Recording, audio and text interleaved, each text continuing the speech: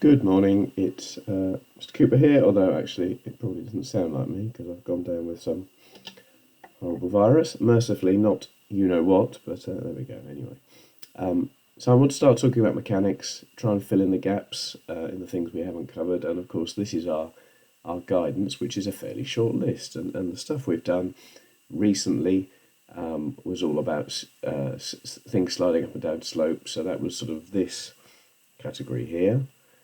And the stuff we've done so far with momentum is this category here. And the fact that momentum is mentioned along with friction, that's why I think ladders are really important. And in fact, I'm going to do a video with some sort of slightly more complicated ladder questions, because the moment questions where you've got something dangling by two strings, that doesn't involve friction. And the moments questions where you've got like seesaws, that doesn't involve friction either. So that's why I think that it's probably going to be a ladder question. So anyway, I want to talk today in this video about this section and this section. Constant acceleration is SUMAT. And we did lots of SUMAT last year, but it was only ever in one dimension. It was either things being fired straight up and coming back down again under gravity, or things moving along a horizontal plane. And this very clearly says two dimensions. And it also talks about two dimensions using vectors. Interestingly, we've also got here projectiles and constant acceleration. Well, the only two-dimension questions that we see in the syllabus for constant acceleration are projectiles questions. So I'm tempted to think that we're dealing here with the same thing, that this is going to be one question, or maybe two questions, one without vectors and one with vectors. So there we go. I'm going to do two videos on projectiles, one without vectors and one with vectors. So here we go. So projectiles. So when something is fired at an angle or launched at an angle, one way of describing its motion is to describe its speed, which is a scalar, that's the magnitude of its speed, and the angle at which that's going. And one way of doing calculations involving that moment is to separate its motion into vertical motion and horizontal motion.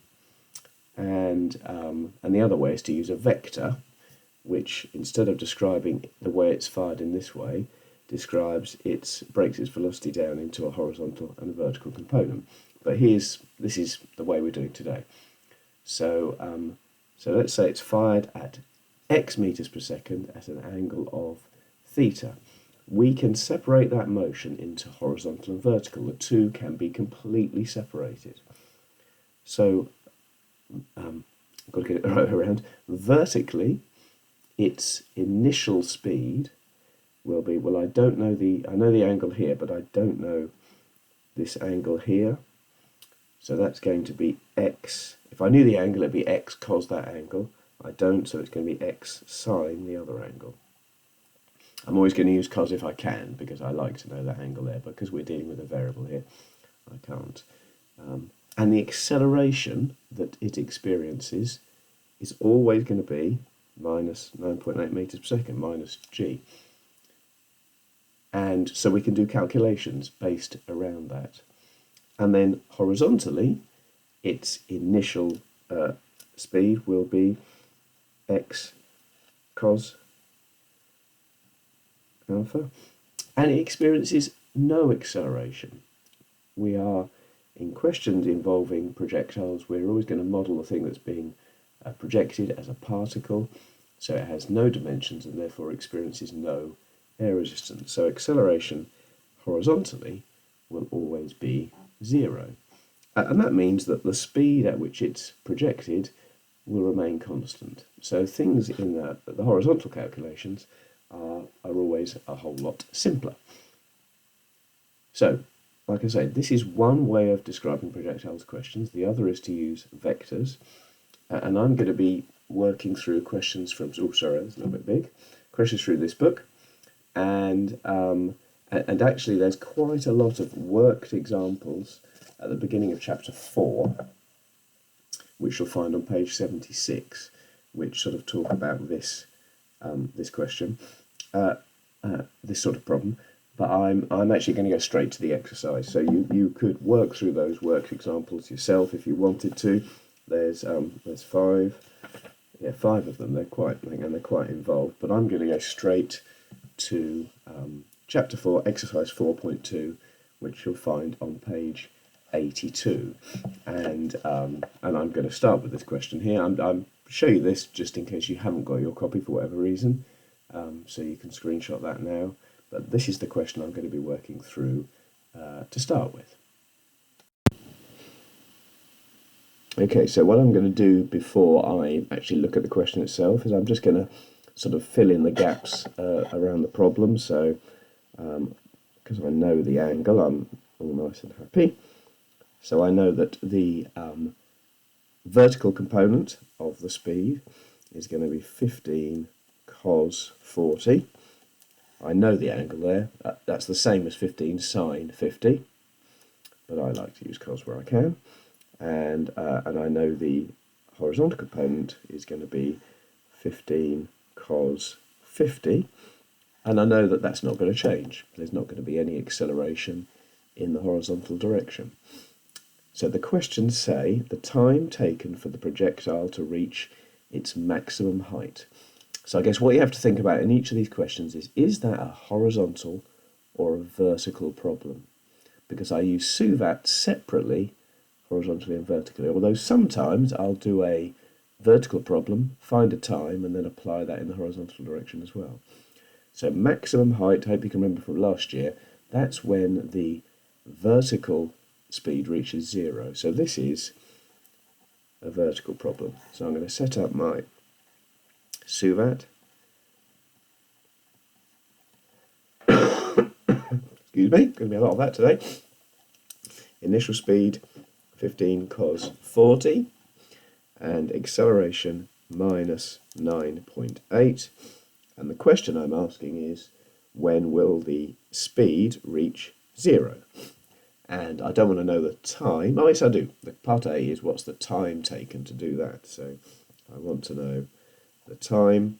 Remember, the SUVAT equations are printed in the formula sheet. So the one that you need here, V equals U plus AT. And so it's just 0. Well, I'll tell you what, I'll pause the video and let you finish that one.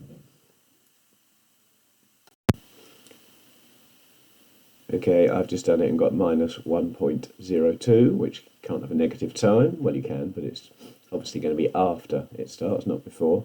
So can you say what I've done wrong?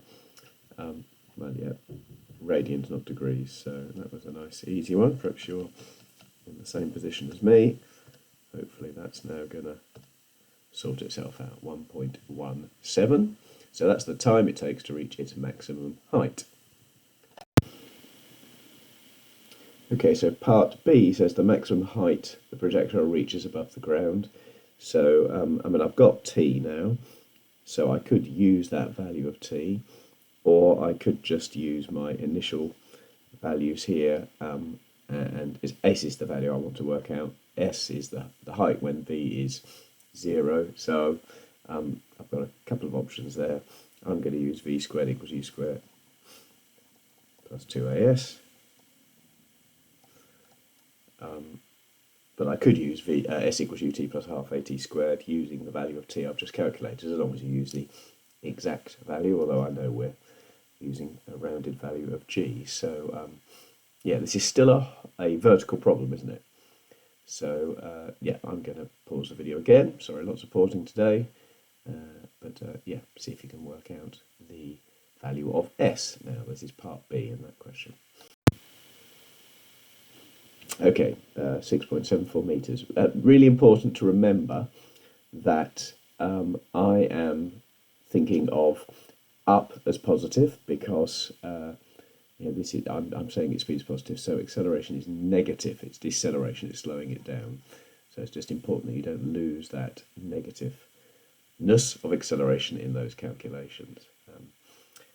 Okay, so the next one I want to look at is question 3 on that same page, page 82. Do you want to do a quick sketch of the problem, work out the horizontal vertical components of the speed and time of flight?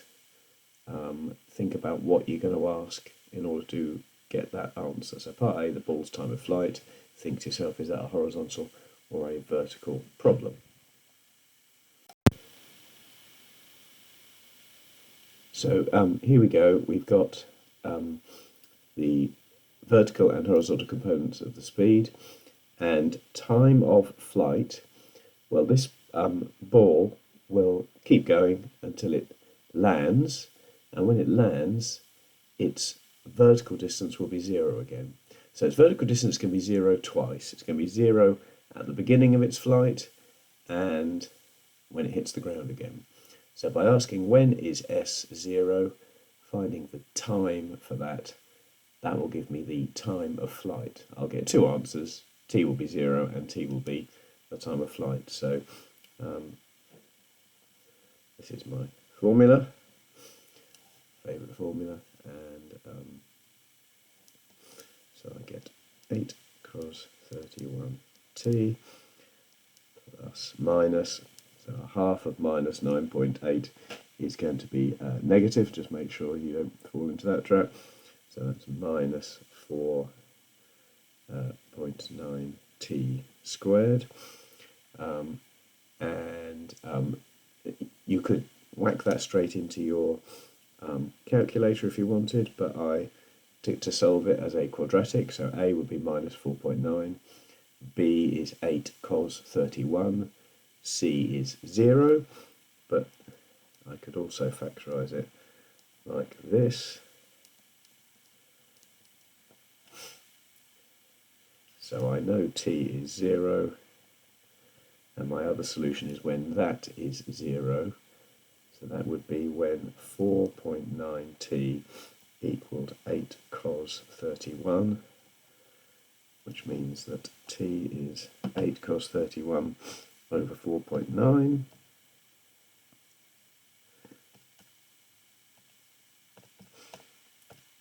Which gives me 1.399, so it's 1.40 seconds. Again, you could at this point have used your quadratic equation solver. Nothing wrong with doing that. A is minus 4.9, B is 8 cos 31. I have to say I've never tried typing in the coefficients like that with a cos in it. So let's see, just check that works. So this is 8 cos 31. Yeah, it seems happy with that. And there we go, same answer. 1.40 and 0. Okay, the horizontal range of the ball. So we know it's in the air for 1.4 seconds. The horizontal range means how far it goes. So what we're dealing with here for the first time is a horizontal problem. And interestingly, I've just shown you two ways of doing this. If you used the equation solver, you can't get that out and store it in the memory. Whereas if I did it this way, I can actually store that time. Why did it let me store that time? Okay, let's go and recalculate that. Can I now store it? There we go. So I've now got the exact value of that stored. So I'm now resolving. If you use the equation solver, it doesn't matter. Just type in, lots of decimal places. You'll be fine. But remember, when we're working horizontally, no acceleration. Initial velocity 8 cos 59, and it's in the air for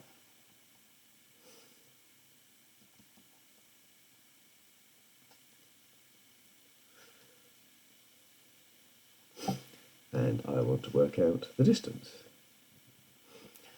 So S equals ut plus a half at squared, but of course a is 0. So it's really easy, isn't it? It's just, I mean, its speed is distance over time. That's what it is. So we're working out the distance. It's the speed times the time. So so that is 8 cos 59 times my stored value, or my accurately typed in value. So 8 cos 59 times my stored value gives me 5.77, and just need to get the units sorted. Speed was in meters per second, so that's going to be in meters.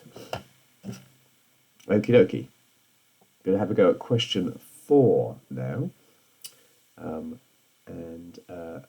This introduces a slightly different issue where we're not given the angle exactly. So, well, sorry, we are given enough information to work out the angle, but we're given the tan of the angle. So I'm going to pause the video, do a quick sketch of that one. Okay, so in this question we're given the tan of the angle, and they sort of give the game away in the book with a little panel next to the question. But yeah, the convention is that we, that the angle is acute. It's not going to be fired backwards. If it is, we'd be given the angle. Excuse me, in the other direction. So we can assume that theta is acute, and if it is acute, then it could come from a right-angled triangle, and the tan of the angle is √3. Then one potential right-angled triangle would be, because tan is opposite over adjacent, would be a right-angled triangle with those dimensions. And once I've worked out those dimensions, I can quickly use Pythagoras. So that squared is 3, and that squared is 1. So add them together, you get 4. So the length of this side is 2. And that means that the sine of that angle, which is opposite over hypotenuse, is √3 over 2. And the cos of that angle is adjacent over hypotenuse is 1 over 2. Okay, so that means that the horizontal component of the speed, which is 18 cos alpha, is going to be 18 times a half. That's going to be 9. And the vertical component of the speed, don't know the angle, so I'm going to have to use sine theta, is going to be 18 times that. So that's 18 √3 over 2, so that's 9 √3. Okay. Okay, so the particle's speed 2 seconds after projection. That's what part A asks for. And sorry, I said I was going to show you these questions and let you screenshot them. Sorry, I didn't show you 3 at all, did I? There we go. So this is the, if you haven't got your book, this is the question 4. That's question 3. A bit late, but there we go. That's question 4. If you haven't got your book, well, I haven't got your book. What have you done with it? Anyway, there we go. Question 4. We're still on page 82. Right. So, yeah, speed. So when they say speed, they mean this number here. So the combination of the horizontal and vertical components. So yeah, that question, is this a horizontal or vertical question? It's both, all right? Except one of those two is really easy. So let's go horizontally first. Do you remember what we said about horizontal motion? No deceleration, no acceleration. So it's speed horizontally after 2 seconds, 3 seconds, 4 seconds, 5 seconds will be 9. And vertically, well, we know it's decelerating minus 9.8 meters per second squared. Initially, it was 9 √3. We want to know what it is after 2 seconds. So, yeah, this is not a complicated calculation. V equals U plus AT. You don't really need the, it's just 9.3. Take away 2 lots of 9.8, which is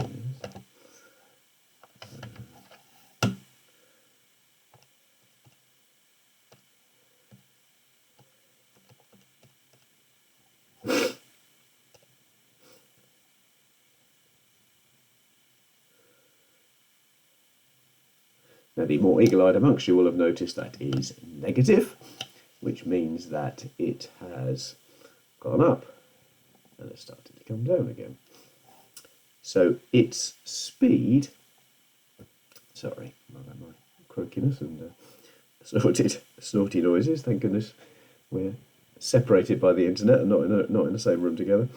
So it's going at 9 meters per second in that direction and 4.01 in that direction.